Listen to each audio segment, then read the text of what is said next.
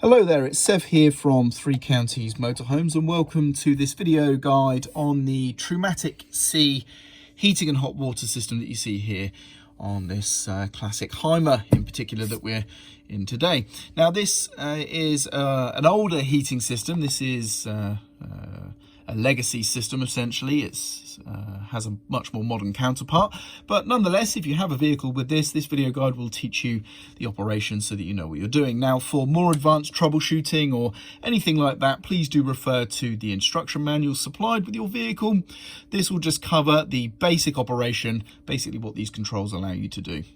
So first of all, we have two sets of slide switches and a rotary dial here.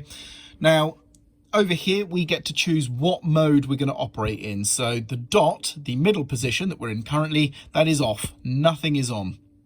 If we move to the top position, we have 60 degrees hot water and heating at the same time. Those symbols to either side of the top position there. So this is what we call winter mode, where you've got heating and hot water. Okay, you do have only 60 degrees hot water as your option. And then this will allow us to choose the internal room temperature. This yellow lamp here shows that the water is heating up, and when the water's at temperature, this lamp will extinguish. Moving down from the dot, we have the summer mode, where there's no heating, but we do have hot water, and in the summer mode, you have the option of either 60 degrees or 40 degrees hot water, which you choose using this slider on this side.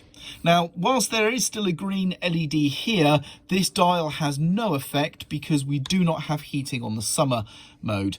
Heating is not an option. This LED just shows that the system is powered on. And of course, yet again, we see that the water would be heating up because of the amber just there. And at the top there, you can see a red LED. That will come on if there is an issue with the system. For example, you do not have your gas supply turned on, or there's a problem with your gas supply, or any other particular fault, that will bring up the red lamp just there.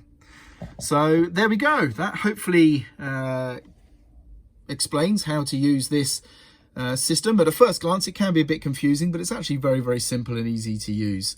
And like I say, I hope this video has been useful for you. I'm Sev, and thank you very much for watching.